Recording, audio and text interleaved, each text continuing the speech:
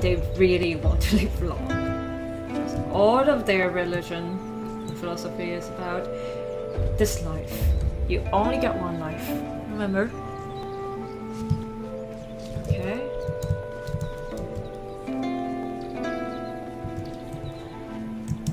I love the music. Wow. They must be making a lot of different medicines here in this like long life building.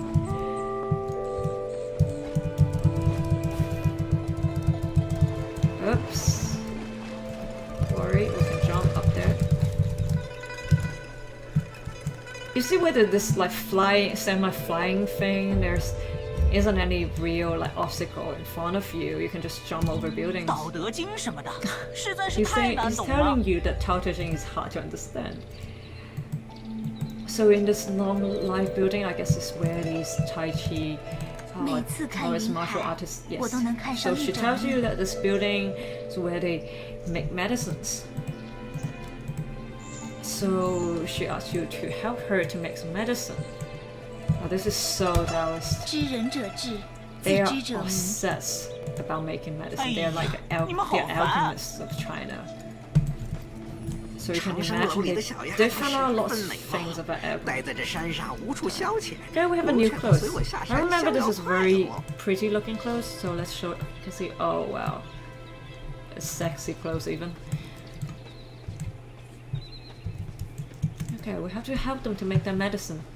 Because some of the students here in the mountain are hurt by the gangsters that just show up that took the codex. So we need to make some medicine to help. Like I think that's sort of like have your friend. Oh, it's an enemy again. Let's fight them. So really, the Taoists are obsessed with like making medicine. So the medicine they make are different from the traditional Chinese medicine. But then again, the philosophy behind the Chinese medicine is kind of like in the same philosophy of the entire Taoist philosophy, because we have Wu Xing, and Wu Xing is like some sort of like a 5 elements. Like in the Taoist culture, the 5 elements are Zhenwu, which means go, wood,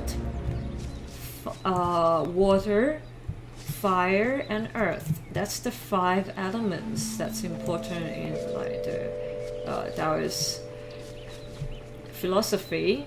And these 5 elements are more like a conceptual, like 5 elements. And they even name the stars after the 5 elements. Not stars, sorry, planets. For example, Venus in Chinese is called Jingxing, which means it's a like star go, the go element. And Mercury has a name of like Shui Xing, which means water planet. Although, well, of course, we know that there's no water on Mercury, but you see my point. It's a kind of an imaginary conceptual element that these ancient Chinese made up. Not exactly, observe. I think she will help you to like make your medicine into medicine, right? Okay. We'll just gather some herbs to sort. Okay. So these 5 elements. So the Chinese medicine, the entire system, imagine a lot of like an element going around inside the human body. Of course, that's like imaginary and completely not scientific, but well, it's more of an alchemy, so you can see why, it's kind of like alchemists, they will do things like that. So they imagine these 5 elements inside human body as well. They actually imagine the 5 elements are kind of everywhere. So anyways, they are important concepts in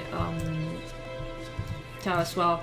Well, you may ask that these 5 elements are not mentioned in Tao Te Ching. So where are they mentioned? They're mentioned in Yi Jing.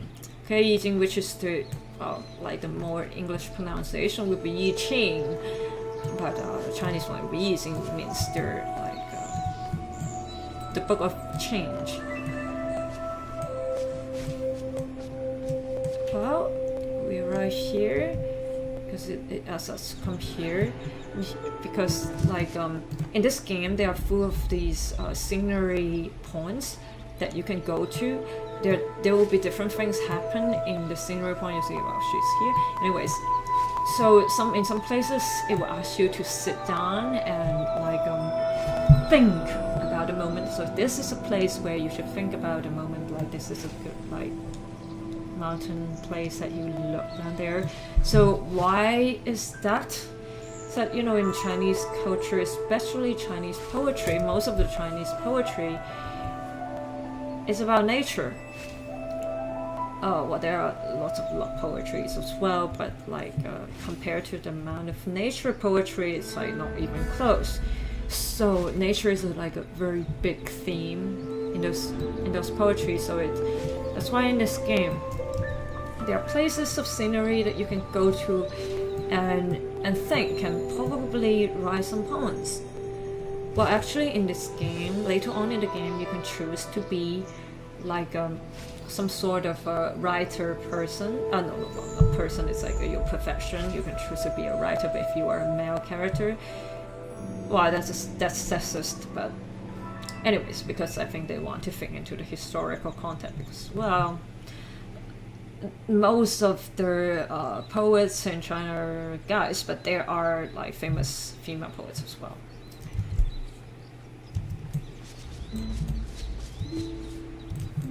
Okay, after we contemplate, we kind of increase our knowledge to continue our quest. Let's go back to our quest.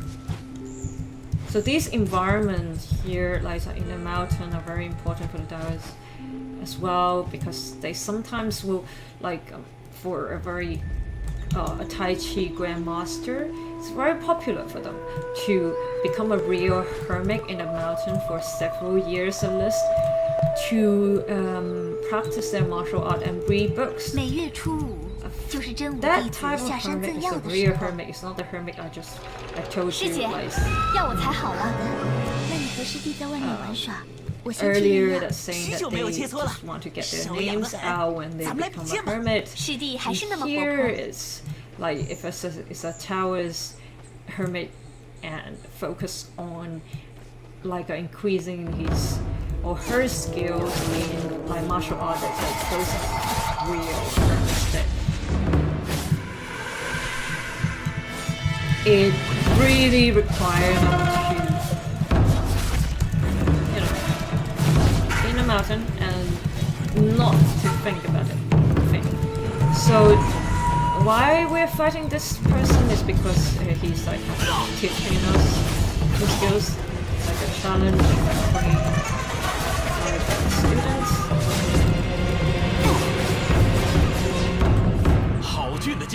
So if a Taoist wants to be a hermit, he or she will not just live in a temple. He or she will even like go to the mountain and find a cave and then somehow decorate a cave a little bit to like fit the environment so that he or she can live inside of it. They will live in like an actual cave in the mountain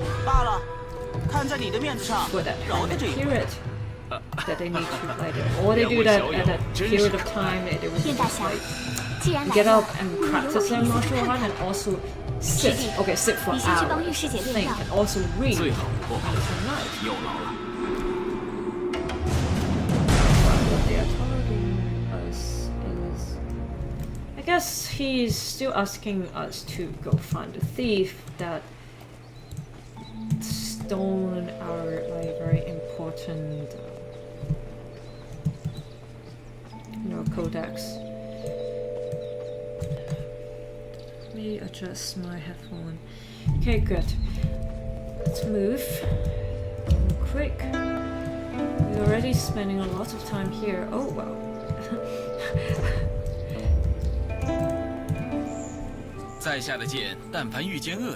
He asks you to use your heart to control your sword. Fascinating. 小友见得韩湘子，请代在下问好。 Let's go find that person.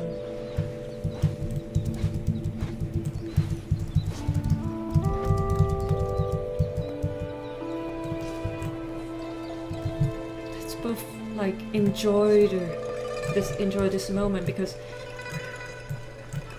you know, for every game, in the beginning everything like is so different from the end game, and then you have almost a different mindset when you're playing the beginning of a game and then later on in the game. So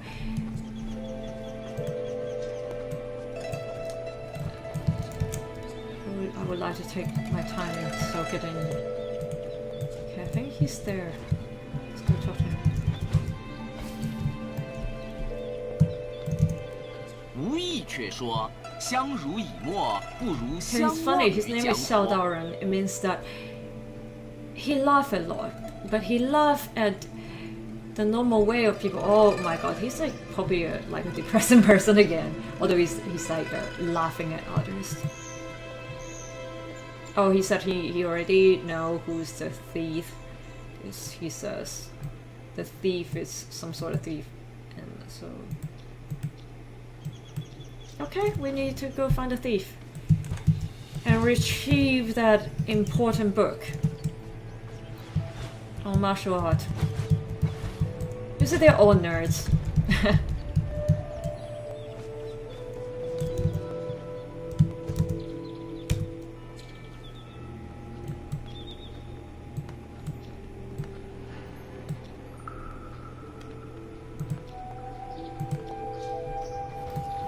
贼人狡猾，你若不敌，千万不要硬拼。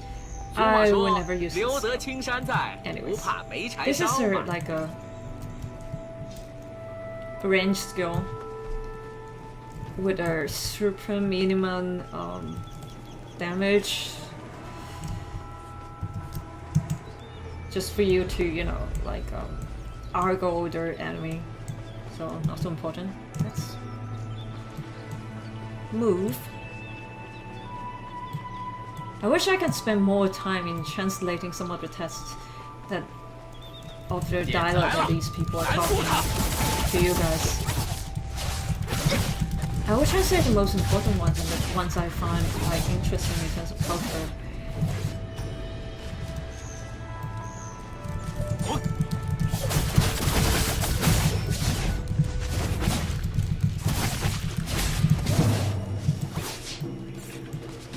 So where are we now? So oh yeah, well we are talking about the hermits of the Taoist. This is like part of their culture as well, because like in their thinking, as I told you in the beginning, they don't preach. So how would they spread like this kind of like a well, Taoism is like half a religion, half a philosophy. How do they suppose for its half a religion part? How does it like even spread? That's a very weird question, but I think the answer to how Taoism actually spread is that it's in fact so deep inside the Chinese culture that it kind of spread and continue with the culture, but not through explicit like preaching, because there's so many words in Chinese that are actually coming from like Taoism. They create those words when they are when they're making their magic kills, and when they are trying to do some divination, they're trying to look into the future. So lots of words in like the Chinese itself. It's from Taoism. So you know, like everyone knows that there are three very like classic traditional beliefs in China, and well, we should call them mythicism kind of belief. That none of them really make it into like actual religion, because well, they are just not religion. So those three beliefs, what they are, but let me first talk about those three beliefs. The first belief, as you all know, is the Taoism belief, the belief of the Tao. And the second kind of belief is simply the Confucianism belief. And the third belief is the Chinese version of Buddhism, after Buddhism has gotten into China. So, so these are the three types of beliefs that influence the Chinese thought a lot. However, all of these three beliefs, well, I mean, not Buddhism itself, but the Chinese version of Buddhism, okay? So all of these three, with the Confucianism, the Chinese style of Buddhism, and Taoism, has Taoist like kind of influence inside of them. Why? Because, so, well, you know Confucius, right? Everyone knows Confucius.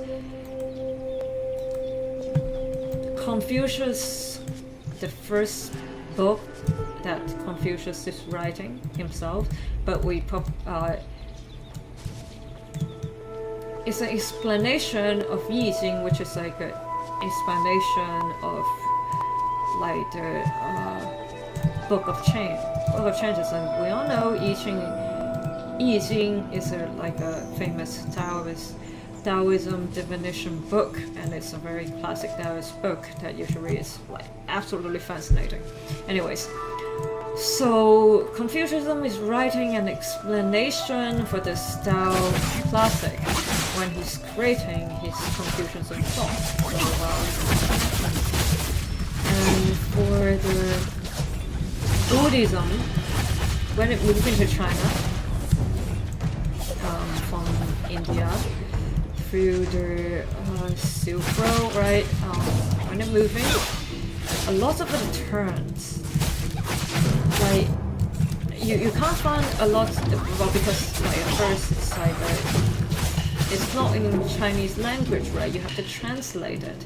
So when they translate some of the terms in Buddhism, well, they actually use lots of words that's made by the Taoists. It's just like how when Christianity started to like get into China, when they translate Bible, and they try to explain the concepts inside the Bible, but the words they use, oh my goodness, the words they use, a lot of words are actually Taoism words. For example, like there's a very famous concept of like the way become the flesh. Well, right, in Christianity, the Holy Spirit.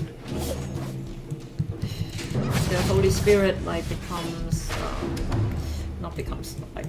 put into the Holy Son, although according to Trinity, the Holy Son and their God and also the Spirit is kind of the same thing. But anyways, so it has a spirit, and then the spirit have to turn into, like a physical body, right? So when they translate this part of the Bible into Chinese, they will say that it's 道成肉身. What does it mean? It literally means that Tao becomes a flesh. So the way becomes a flesh, but Tao, like which is Tao itself, it's a Taoist like term. So that's weird, right? So it's like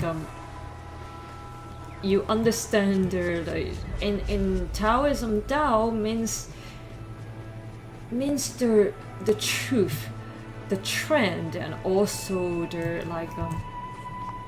the abstract meaning behind things. The true abstract meaning behind things. If you think about it, this is almost Platonic.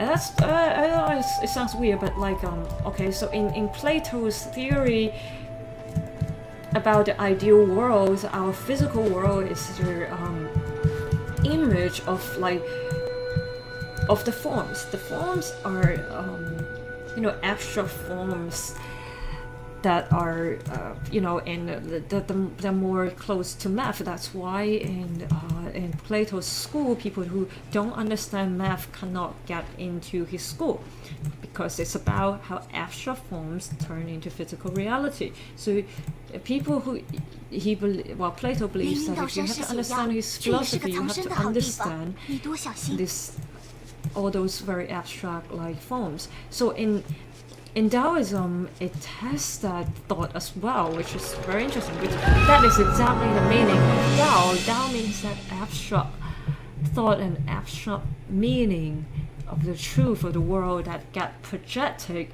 into the physical world. So in a way, it's a very abstract way of philosophy, and then for some reason, it's very Platonic. Well, I think it's very weird, but I do observe this like phenomenon. So, do you know the classical period of Greek, which is like around 300 something BC? Well, by the way, I really like the Greeks though, and I study Latin and Greek, and I study Plato as well. So I like them too much to like so that in the language. Anyways, so the classical period for the Greeks.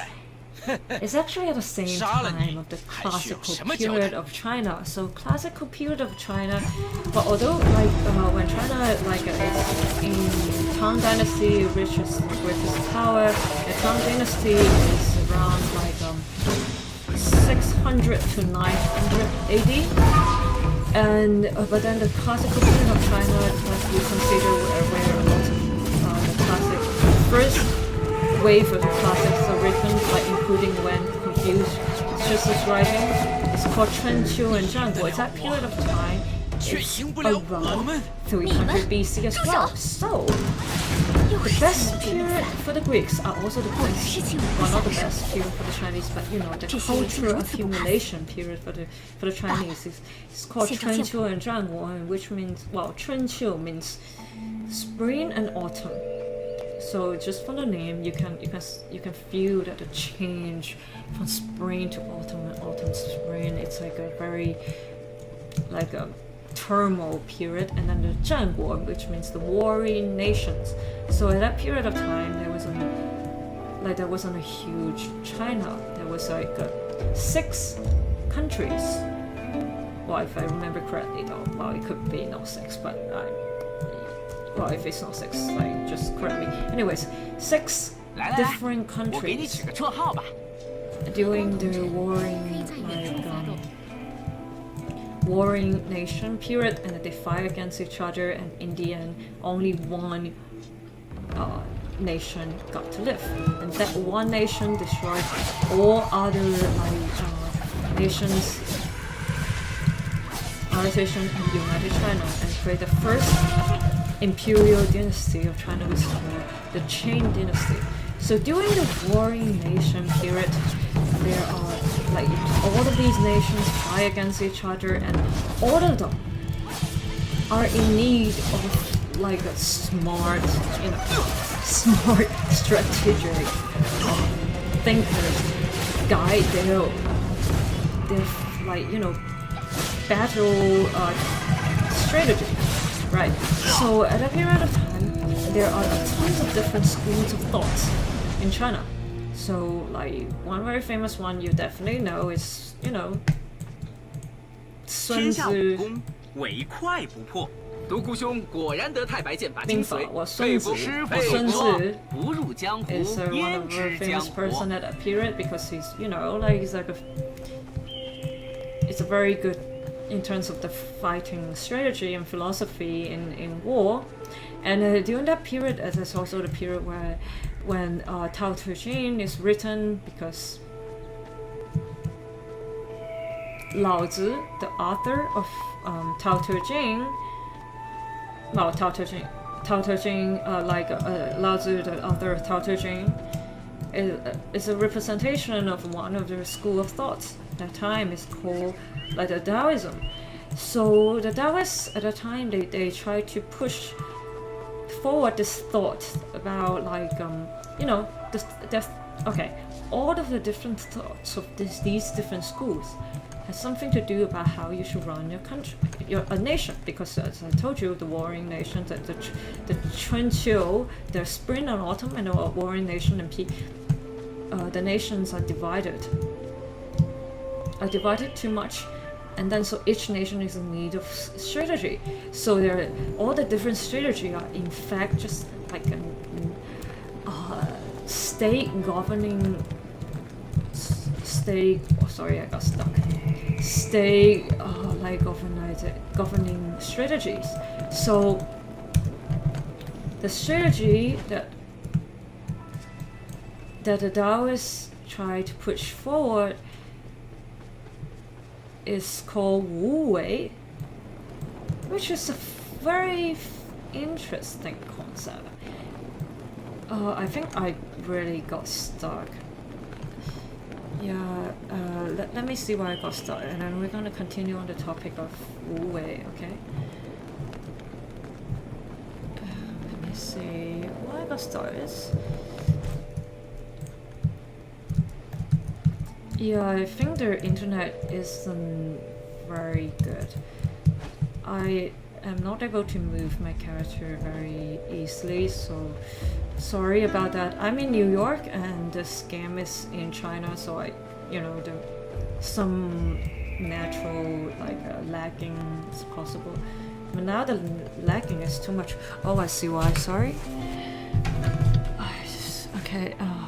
Oh, it's my tablet. I'm sorry. That's causing the what you just saw. Well, I sometimes do painting on my tablet. So, oh, is there anything else? Is it working now? No. Oh my god, what happened?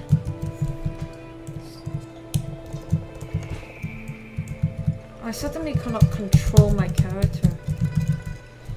What just happened? Why?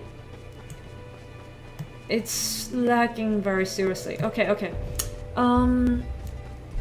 I think I will just finish the talk about the thought that Laozi is trying to push forward, and then we'll call it a day because the lagging is too much. Okay, this is really too much. I can't move my character. Okay, great.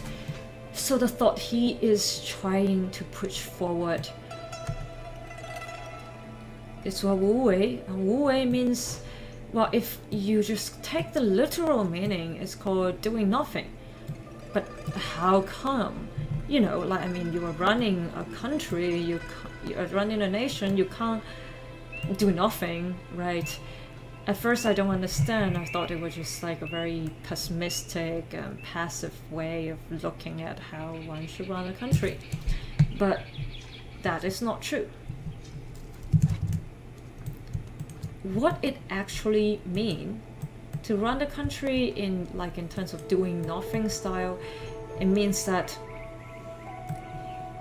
so suppose you are a king of the country, and as a king of the country you take the strategy of doing nothing, and then your people will be the people that are doing things. Why is that? It sounds very confusing now. It's because you have to reach a balance of yin and yang. And yin and yang will always be in a balance, so if there's a yin, there must be a yang. And there's yang, there must be a yin. So if there have to be someone who's doing something, then there will be people that are doing nothing. So if, in this philosophy, if the king is doing nothing, then his subjects will be the people that are doing things. If the king is doing something, then his people will be doing nothing. Well, it still sounds too abstract now, and let's make it less abstract. If it's less abstract, it means that you have to not to disturb your people that often. because the people know what they want, and they need, like, they especially need time and like and a stable environment to do business. So if you constantly change your governing strategy,